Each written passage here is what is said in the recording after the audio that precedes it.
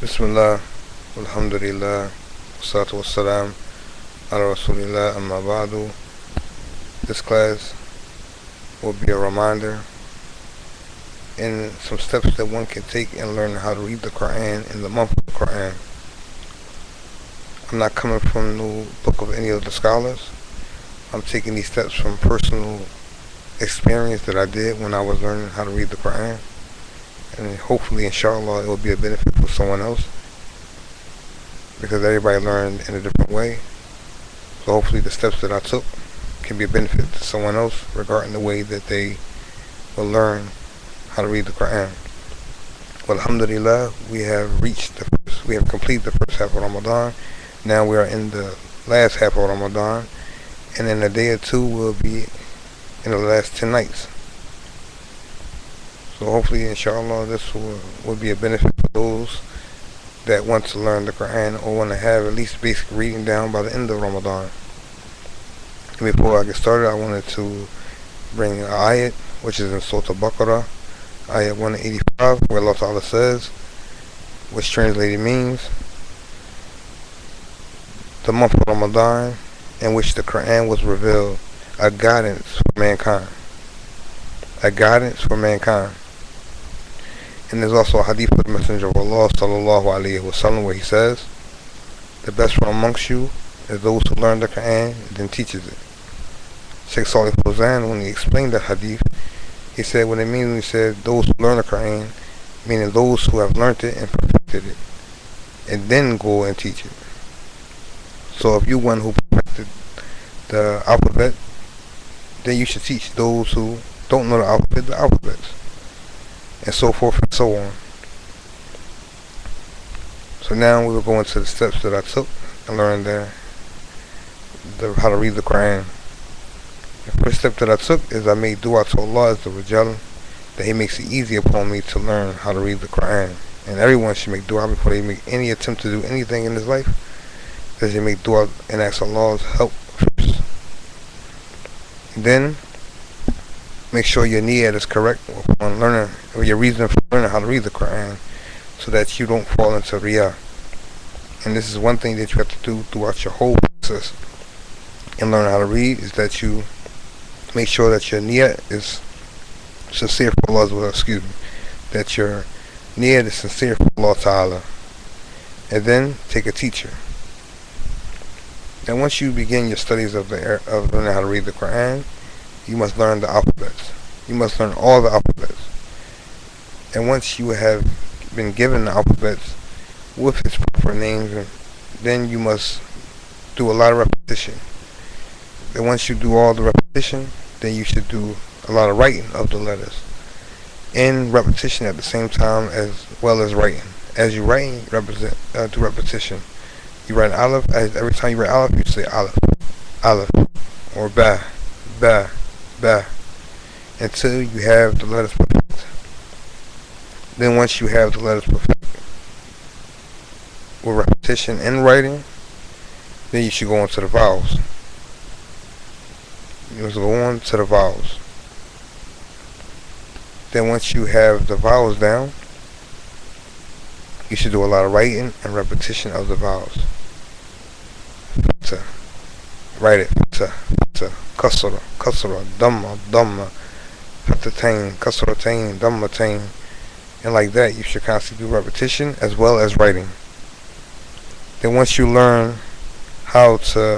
get that with your reading and repetition, with your writing and repetition, then you should learn how to say each letter with each vowel.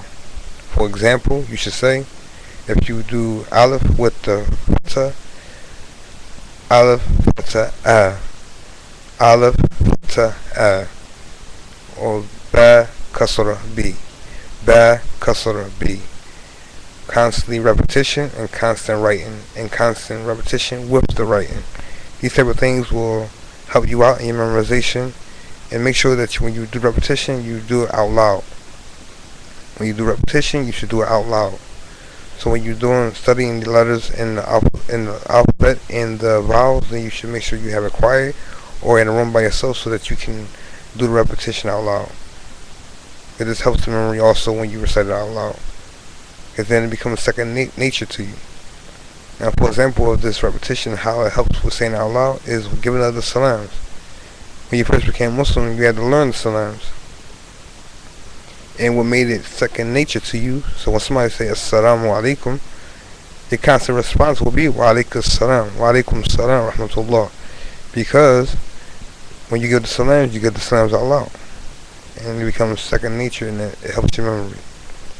Then once you learn and perfect the letters with the vowels, then you go on to basic reading. And when you go on to basic reading, you should take 3-letter words. Or take 3 letters of any of the alphabets and practice reading them. First, put fathahs on all of them. You can say abata, abata, and say it slow. Take it 1 letter at a time in the beginning. Abata. Then once you see yourself getting better with it, then you start saying it faster. Abata, abata. Or you say saja'a, saja'a. And you should do that with all the vowels, so that it gives you repetition with all the vowels.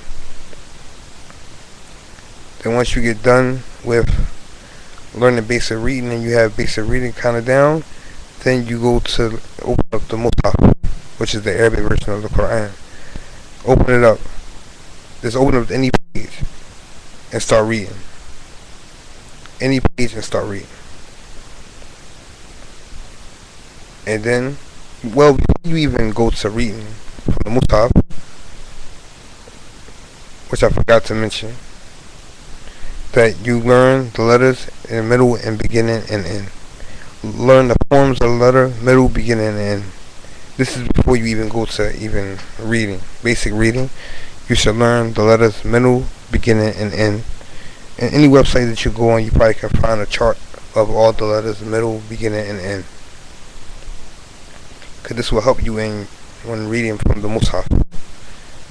Because in the Mus'haf, the letters will not be exactly as you learned them when you learned them in alphabetical order in the form when you first learned the letters. They will be in middle, beginning, and end form. And once you get all that down, then you go and you find a teacher and you learn basic tajweed. Basic tajweed. You don't have to go so deep into tajweed in the beginning. Just learn the basic tajweed that you will find in almost every surah. There's certain tajweed rules that you will find in almost every surah. So these are the tajweed rules you should learn in the beginning of your recitation. And one more thing that I wanted to mention before I end off is that you do not get discouraged. Because indeed this is a noble effort that you'll be embarking upon. And Shaitan and his shayateen will try their best not to get you to embark upon this learning how to read the Qur'an. Because the more you learn how to read the Qur'an, the better you get. Then you will be able to recite those different ayats which will protect you from a shaitan and a shayateen. And they don't want you to learn this type of things. As the hadith says, whoever reads Surah Al-Mulk and Surah Al-Sajdah, it's a sunnah to read Surah Al-Mulk and Surah Al-Sajdah before you go to bed. The barakat that you'll get in reading Surah Al-Mulk and Surah Al-Sajdah, you only get the reward in reading in Arabic. The dua that you say for the men who are married and the women who are married, the dua that you say before you have sexual intercourse with your spouse, in order to get that barakat for making that dua, you must say that dua in Arabic. So it's a must that you learn how to read Arabic to get these barakats. Reciting Surah Al-Kahf on Fridays, you have to recite Surah Al-Kahf in Arabic, not in English. That anytime you have a certain dua or a certain surah that you recite at a certain time and you get a certain reward, the only way to obtain this reward, this dua or this recitation of the surah, is in Arabic. So let this be an encouragement for you to strive and be diligent and learn how to read, and do not let nothing take you away from learning how to read the Qur'an, and make it your goal in these last 15 days, these last 15 or 14 days in this month of Ramadan, that you at least come out of this month learning how to basically read the Qur'an, so that you can open the Mus'haf and read, even if you have to read letter by letter. And I pray to Allah that these steps will show that it's not a lot, It is not difficult to learn, and it's not a lot that you have to do. You just have to be diligent, and do not let shaitan from amongst the shayateen from amongst the jinn and amongst the mankind to distract you from this path of learning how to read the Qur'an in the language in which it was revealed. Anything that I said that was incorrect is for myself and shaitan, and anything that I said that was correct, all praises to Allah. سبحانك اللهم وبحمدك أشهد أن لا إله إلا أنت أستغفرك وأتوب إليك وآخر دعوانا أن الحمد لله رب العالمين.